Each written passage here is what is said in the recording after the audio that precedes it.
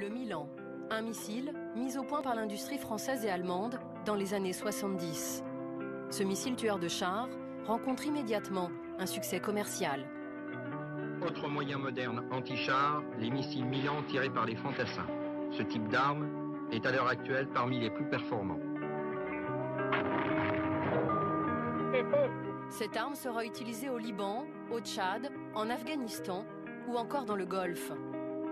330 000 missiles sont vendus dans plus de 40 pays. C'est le groupe industriel MBDA qui le produit aujourd'hui, le premier missilier d'Europe. Sur leur site internet, le Milan est toujours mis en avant. Nous les sollicitons par téléphone. Ils refusent toute interview sur les missiles Milan testés sur le polygone de Quira.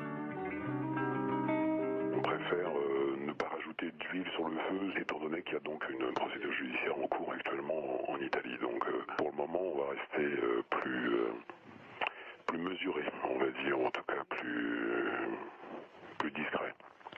D'accord. Ok. Après, on espère bénéficier de la présomption d'innocence. Vous savez, ça crottez pas actuellement. Mais vous êtes un peu inquiet quand même sur ce dossier? Et vous y revenez.